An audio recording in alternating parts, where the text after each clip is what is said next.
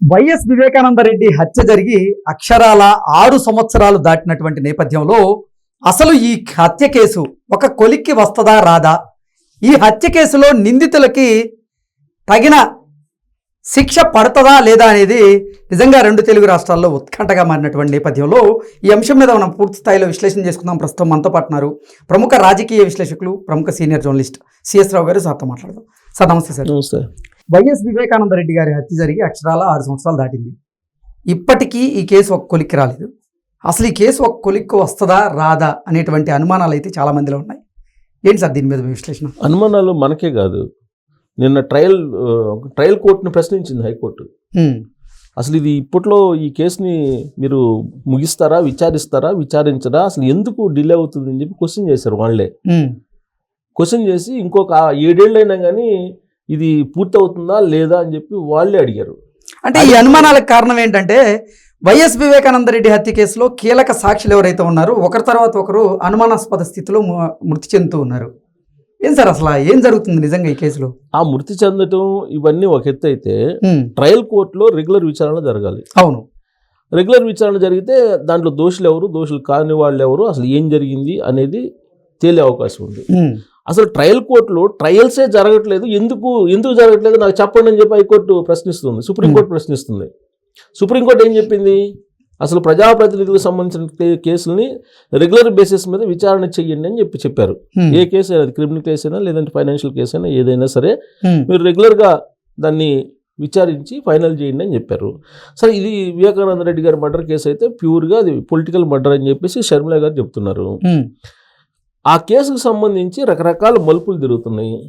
దాదాపు 1800 మందిని విచారించారంట. దాంట్లో ఈ 1800 మందికి సంబంధించి విచిత్రమైనటువంటి పరిణామం ఏంటంటే, కోర్టుకి చెప్పింది ఏంటంటే, నిన్న ట్రయల్కి వచ్చినప్పుడు అది ఈ 1800కు సంబంధించినటువంటి వాళ్ళ డేటా ఉంటుంది కదా, విచారించినటువంటి డేటా, అది ఓపెన్ కావట్లేదు, అందుకని లేట్ అవుతుందని చెప్తున్నారంట వాళ్ళు. అంటే వాంగ్మూలం అనేది ఓపెన్ అవ్వట్లేదు. వాళ్ళకి సంబంధించినటువంటి పత్రాలు ఈ 1800 మంది ఉన్నారు కదా, ఈ 1800 మందికి సంబంధించినటువంటి డేటా హార్డ్ డిస్క్ లో ఉంది, అవేమో ఓపెన్ కావట్లేదు, కాబట్టి మేము నిదానంగా ఒక్కోటి ఓపెన్ చేసుకుంటున్నాం అని చెప్తే కోర్టు ఆగ్రహించి ఇంకెన్ని సంవత్సరాలు పడుతుంది, ఇంకొక 7 సంవత్సరాలైనా దీని గురించి మీరు క్లోజ్ చేస్తారా లేకపోతే ఇంకే కంటిన్యూ చేస్తారా, అసలు ఏం జరుగుతుంది చెప్పండి అని చెప్పేసి అడిగి ఒక 4 వారాలకి మళ్ళీ వాయిదా వేసింది. 4 వారాలకి వాయిదా వేసిందంటే ఇంకొక నెల సుమారుగా, మళ్ళీ నెల తర్వాత మరి వీళ్ళు ఏం చెప్తారు, హార్డ్ డిస్క్ ఓపెన్ అవుతుందని చెప్పి కావట్లేదని చెప్పి ఇప్పుడు చెప్పారు. రేపు మళ్ళీ పెన్ డ్రైవ్ చెబుతారేమో, పెన్ డ్రైవ్ చెబుతారో లేదంటే అసలు కంప్యూటర్ పని చేయట్లేదని చెప్తారు. అసలు సిబిఐ వాళ్ళు ఇనిషియేటివ్ తీసుకొని దీన్ని విచారించాలి. అవును, కోర్టుకి ఏం కావాలో అవన్నీ సబ్మిట్ చేయాలి. ప్లస్ వ్యక్తిగత హాజరు నుంచి ఉపశమనం పొందినటువంటి జగన్మోహన్ రెడ్డి గారినే వదిలేశారు వీళ్ళు ఆయన కేసుల్లో. ఇక ఈ కేసు ఏమో వాళ్ళు పట్టించుకుంటారు సిబిఐ వాళ్ళు. దీని మీద సునీతారెడ్డి గారు సుప్రీంకోర్టు వరకు ఆమె పోరాడుతున్నారు, న్యాయం చేయండి మాకు అని చెప్పి. దీని మీద క్లియర్గా ఛార్జ్షీట్లో ఉన్న ప్రకారం ఉమాశంకర్ రెడ్డి, శివశంకర్ రెడ్డి, తర్వాత భాస్కర్ రెడ్డి గారు, అవినాష్ రెడ్డి, ఇంకా గంగిరెడ్డి అంటే చనిపోయాడు అనుకో, సునీల్ యాదవ్, దస్తగిరి, వీళ్ళందరూ ఉన్నారు. ఇప్పుడు దస్తగిరి ఆల్రెడీ అప్రూవ్గా మారిపోయాడు. ఇప్పుడు సునీల్ యాదవ్ నా ప్రాణానికి భయం ఉందని చెప్పి ఆయన చెప్తున్నాడు.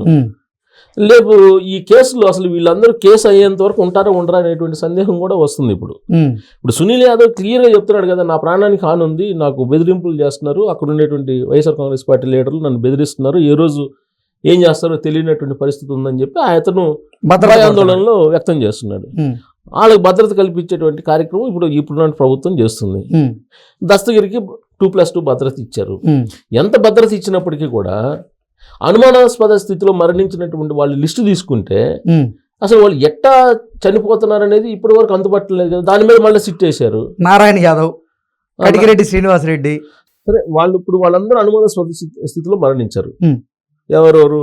గంగిరెడ్డి అనుమానాస్పద స్థితిలో, వాళ్ళ సొంత భారతిరెడ్డి గారి నాన్న. అవును.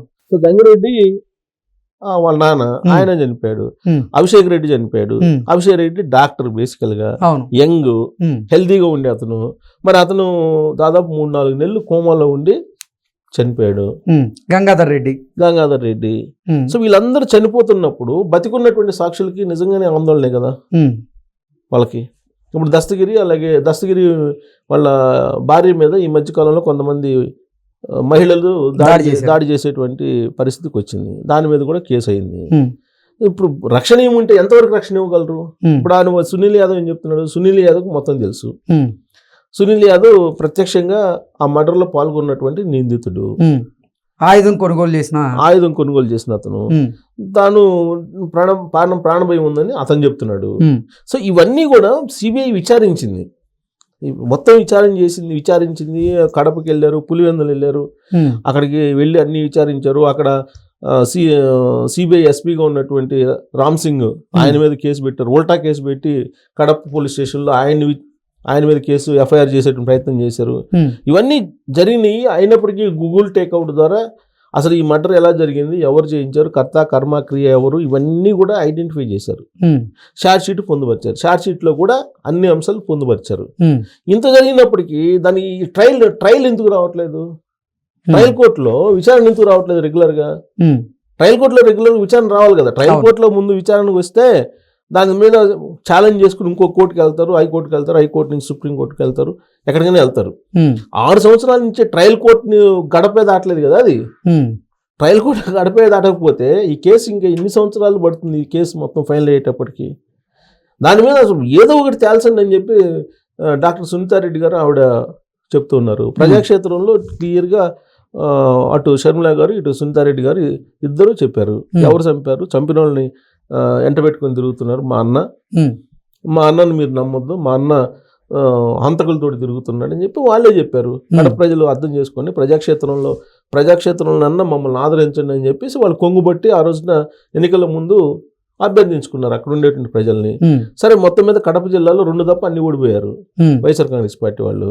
అంటే వీళ్ళిద్దరు చేసినటువంటి ప్రచారం ఫలించినట్టే అక్కడ. అంటే వీళ్ళ పట్ల అక్కడ ఉండే ప్రజలు సానుభూతిగా ఉన్నట్టే.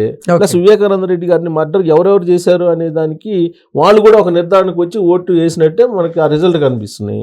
సో ఇదంతా సరే ప్రజాక్షేత్రంలో ఇష్యూ అనుకుందాం. న్యాయస్థానాల్లో మాకు న్యాయం చేయండి అని అంటే, ఇప్పుడు ఆయన ఒక మాజీ మంత్రి అండి, ఒక మాజీ ముఖ్యమంత్రి తమ్ముడు, బ్రదరు, ఇంకో మాజీ ముఖ్యమంత్రి చిన్నాన్న, ఇంత ప్రొఫైల్ ఉండి ఆయన మర్డర్ కేసు బయటకు రాకపోతుంటే ఇప్పటి వరకు ఇక మామూలు డోర్ డెలివరీ చేసినటువంటి కేసులు ఇవన్నీ ఎప్పుడు రావాలి బయటికి? వచ్చేటువంటి అవకాశం లేదు. అందుకే కోర్టు కూడా ఇప్పుడు ఏమంటుంది, ఇంకొక 7 ఏళ్ళైనా వస్తుందా రాదా అని చెప్పి కోర్టులే అడుగుతున్నాయి, పై కోర్టులు అడుగుతున్నాయి. ట్రయల్ కోర్టుని పై కోర్టులు అడుగుతున్నాయి. మీరు ఎన్ని సంవత్సరాలు పడుతుంది చెప్పండి మీరు ఈ కేసుని ఫైనల్ చేయడానికి అని చెప్పి మనలాంటి వాళ్ళు అడగడం కాదు, కోర్టే అడుగుతున్నటువంటి పరిస్థితి పై కోర్టులు.